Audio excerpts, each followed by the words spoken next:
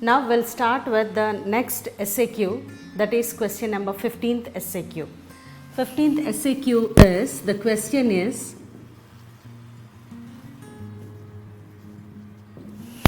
define RQ and write about RQ. Now what is RQ? RQ is respiratory quotient. RQ is respiratory quotient. So now we'll be discussing about RQ and we'll be also writing a short note on RQ. So this is the 15th question. Respiratory quotient. How can we define respiratory quotient? Respiratory quotient can be denoted in this way. RQ is equal to volume of CO2 evolved by volume of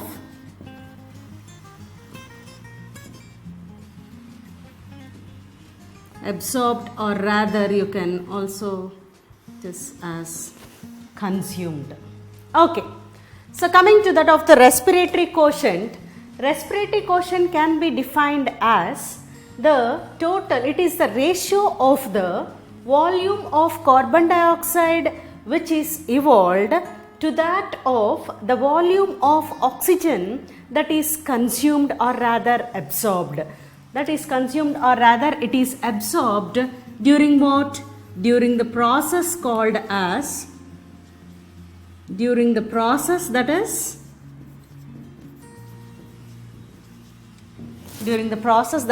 respiration. So respiratory quotient can be defined as the ratio of the volume of the CO2 which is evolved to that of the volume of the oxygen which is consumed during the process of respiration. And how can you, and here the value of the RQ is going to change, or rather it is going to alter depending upon the type of the respiratory substrate. Depending upon the type of the respiratory substrate what it is used. For example, if we take carbohydrates as the respiratory substrate, and we all know substrate is nothing but the chemical which is used or the chemical which is undergoing into a transformation into a product. Okay, so here the first respiratory substrate which we are going to take an example is carbohydrates. So for carbohydrates, if we go with, that is C6H12O6 plus 6O2 gives rise to 6 molecules of CO2 plus 6H2O plus energy.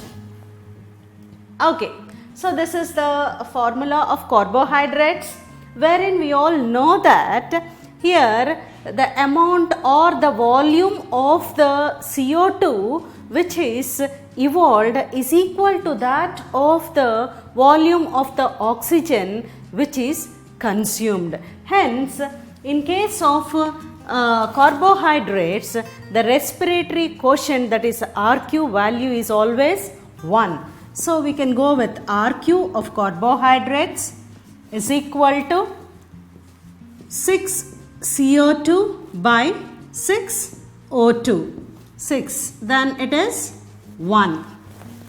Okay, so that's what. So respiratory quotient, wherein if we take the basic respiratory substrate as carbohydrates, here the volume of carbon dioxide which is evolved is equal to that of the volume of the oxygen which is consumed. That's why always the RQ value of carbohydrates is always 1. So that's what about the value of the carbohydrates if we take carbohydrates as the respiratory substrate. Now if we go with that of another respiratory substrate, that is, here if we take the respiratory substrate, that is the second respiratory, first one we have already taken, first one that is of carbohydrates as the respiratory substrate, wherein RQ of carbohydrate is equal to 1. RQ of carbohydrates is equal to 1. Now coming to that of fatty acids. Okay. Whereas the RQ of fatty acids, is always, it is less than 1. It is always less than 1. RQ of fatty acids is always less than 1. If we take an example of an fatty acid, that is tripalmitic acid as an example of fatty acid. Tripalmitic acid, which is an example of fatty acid. So if we take as an example like this, 2C51H98O6 plus 145 molecules of O2 gives rise to 102CO2 plus 98H2O plus energy. Okay. So here the second respiratory substrate which we have taken as an example is fatty acid. An example of fatty acid is tripalmitic acid. Here is the formula of tripalmitic acid, that is C51H98O6 plus 145, that means the O2 which is consumed is 145 molecules, gives rise to 102 molecules of CO2 plus 98 molecules of H2O plus energy. Here, as we have already earlier said that in fatty acids, respiratory quotient is always less than 1. Now coming to the calculation part, that is RQ is equal to 102 CO2 by 145 O2 molecules, which gives rise to the result 0.7, which gives rise to 0.7. So here the value of, as we have already discussed that the value of fatty acids or the RQ value of fatty acids is always less than 1. For example, we have discussed over here regarding the tripalmitic acid, wherein the amount of the carbon dioxide which is evolved is less when compared to that of the oxygen which is consumed is more. So that's what 102 molecules of CO2 by 145 molecules of O2 is equal to 0.7. So this is what about the second example, that is fatty acid as an respiratory substrate. Now coming to that of another respiratory substrate, that is, so here we can take it into consideration, that is fatty acids. Fatty acids is always, RQ of fatty acids is always less than 1, 0.7. Okay. Now coming to that of proteins. Proteins, the RQ value of proteins, now coming to that of proteins. The RQ value of proteins is also less than 1 and it is approximate of 0.9. Approximate of 0.9. And remember one thing, we have to remember one thing is here that always pure fatty acids and the proteins does not serve as respiratory substrates. So once again I repeat, the pure fatty acids as well as proteins, they never serve as respiratory substrates. That's what. And coming over here, we have already discussed that. Okay. And here, living organisms, in living organisms, respiratory substrates. In case of the living organisms, there will be usually more than one respiratory substrate. So in living organisms, there will be usually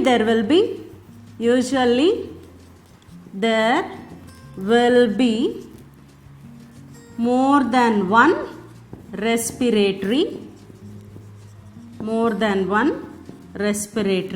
substrates. There will be usually more than one respiratory substrate. So that's what about respiratory quotient, wherein it is defined as, again I repeat, wherein it is defined as the volume of the, it is the ratio of the volume of the CO2 which is evolved to that of the ratio of the volume of the oxygen which is used, or rather which is consumed in the process of or during the process of respiration. Here we get, and when carbohydrates are taken as the respiratory substrate, why? Because we already discussed that different respiratory substrates give out different respiratory quotients. For example, if we take carbohydrate as a respiratory substrate, the RQ value is always 1. If we take fatty acids as a respiratory substrate, here the RQ value here is always less than 1. Whereas, for example, you have discussed already about the tripalmitic acid, wherein the value has come as 0.7. If we take proteins as the respiratory substrate, here it is also less than 1, the RQ value, wherein it is of approximate of 0.9. And remember one thing, pure fatty acids and proteins never serve as respiratory substrates, whereas living organisms, in case of living organisms, usually there will be more than one respiratory substrates. So this is what about the RQ, that is the respiratory quotient, as well as a short note on respiration. Now we'll discuss the next SAQ, that is 16th SAQ. Okay, so till now we have discussed with the 15 SAQs or the 5th SAQ of the section B. Now coming to that of the 16th SAQ, that is regarding the genetic code, the features of genetic code, the salient features of genetic code. What is genetic code? And we all know that George Gamow is a scientist who have proposed or who have given out this genetic code, and this genetic code consists of three nitrogenous bases.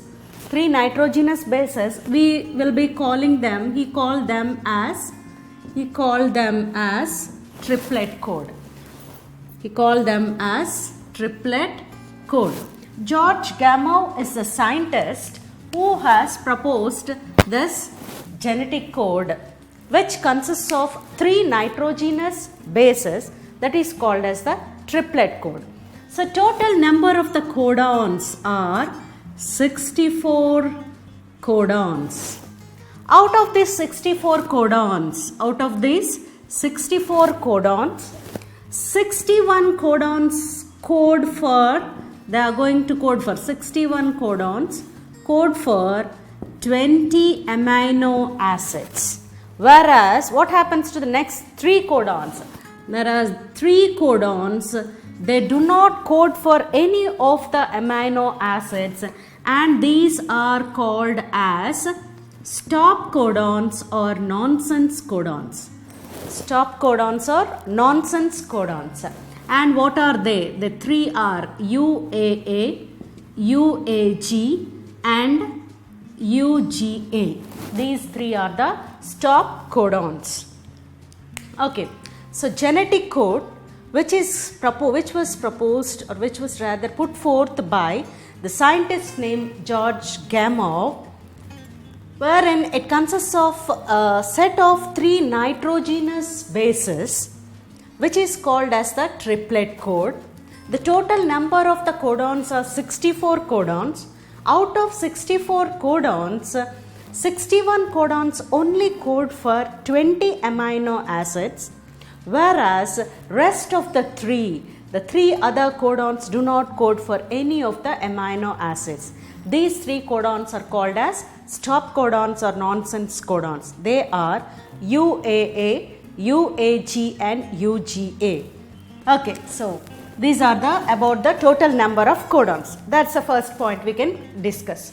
And the next one is that, this is the first one, and the next one is that code is unambiguous.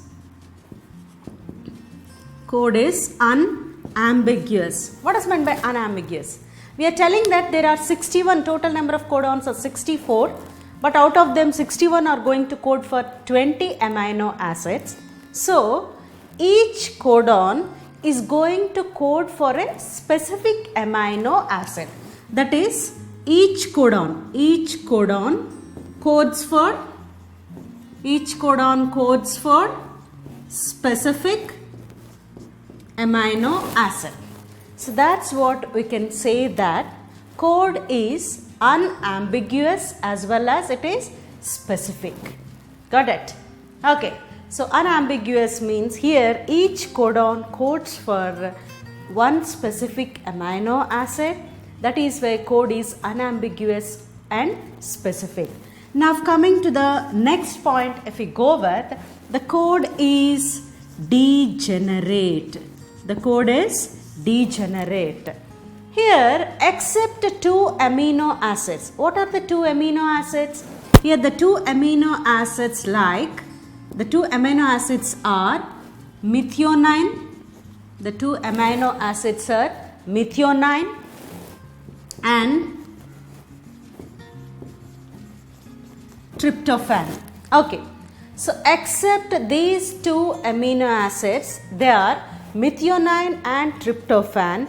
Rest all the other amino acids are coded by more than one codons. That's why you call that the code is degenerate. For example, you can go with one of the amino acid, that is serine. One of the amino acid, that is serine, which is coded by more than one codons. For example, if you go with serine is coded by UCU, UCC, UCA, UCG, AGU and AGC. Okay? So that's what. Code is degenerate. Here, except two amino acids, that is methionine and tryptophan, rest all the other amino acids are coded by more than one codons. Here I have illustrated one of the example, that is serine, which is coded by these codons. Serine is coded by UCU, UCG, UCA and UCC, AGU and AGC. These are the codons which are going to code for the amino acid, that is serine. Here the code is degenerate. Now coming to that of the next point, that is code is commaless. Code is commaless. Here the codons are usually read from that of mRNA, and the meaning or the means of the reading from that of the mRNA. The codes which are read from that of the mRNA are in contiguous fashion, you can say. They are in contiguous manner or contiguous fashion. Okay. So here the the word comma in English, it denotes the punctuation mark. So here no letter is wasted in between. There is no wastage of letters. There are no punctuation marks. Here the manner of, or the, here you can say that codons are read from the mRNA in a contiguous fashion. That's why you call code is commaless, without any punctuations. No letter is wasted over here. The codons are read from the mRNA in a very contiguous manner or even in a very contiguous fashion. without wastage of any letters. And the next one is code is non-overlapping. Code is non-overlapping. Code here, genetic code must always be read in a particular reading frame, which starts with that of one nitrogenous base consisting of, as we are telling that the code is an triplet code. Here it always be read, must be read in, which consists of a 3-letter frame. That is here, that is what we can call it as in a particular reading frame. That's why we say code is non-overlapping. And the next point we can go with is the code is nearly universal.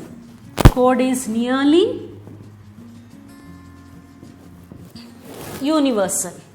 That means here if you go with code is nearly universal, we are telling that. Here what is it nearly universal? Why is it not totally universal? For example, if you go with that of one of the code, that is UUU. This UUU, which is going to code for phenylalanine. This UUU, the code codes for phenylalanine, and this code is universal from bacteria, that is from the prokaryotes to that of the eukaryotes or the living organisms, or the prokaryotes to that of the eukaryotes. The code is going to code the same. Okay, so we are telling that, okay, this is the example what we have given for that the code is universal, that is UUU, phenylalanine, which is common, which is the codon which commonly codes for phenylalanine, starting from that of the prokaryotes, that is from that of the bacteria to that of the eukaryotes. Okay, right. Then why is it not total? Nearly we are telling that. But exceptionally we can say that in some cases, what are these exceptional cases we can go with? We can go with that of mitochondrial codons, exceptional to that of mitochondrial codons, as well as in some protozoans,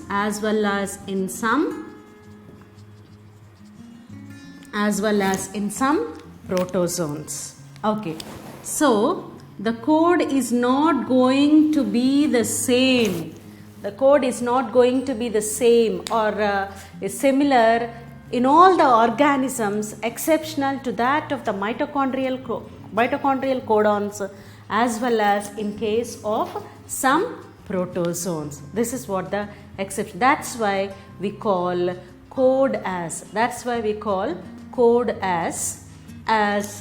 Nearly universal. It's not totally universal, it is nearly universal, as it is showing that the code is not universal in exceptional cases like mitochondrial codons as well as in some protozoans. That's what.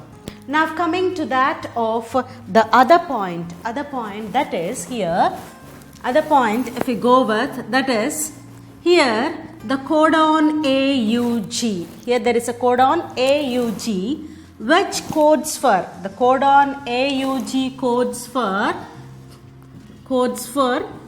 amino acid, that is methionine.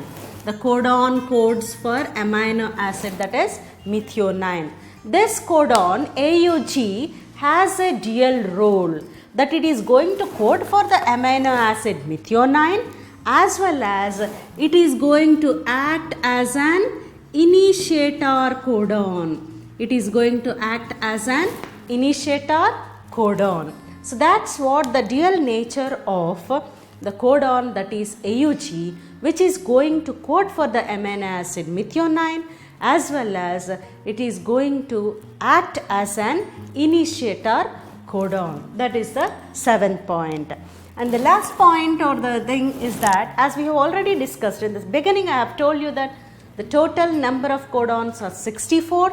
Out of that 61 are the coding codons which are going to code for 20 amino acids, whereas the 3 codons do not code for any of the amino acids, which are called as stop codons or nonsense codons. The three codons, what are the three codons which you have gone with? That UAA, UAG and UGA. Okay. These are also called with some other names, that UAA. UAA is called as ochre, UAG as amber, UGA as umber or opal. Umber or opal. So these three stop codons, they are UAA, UAG and UGA, which are called as UAA as ochre, UAG as amber, UGA as umber or opal. So these are the different or the 8 points which shows the salient features of the genetic code. So that we have finished discussing the 16th SAQ.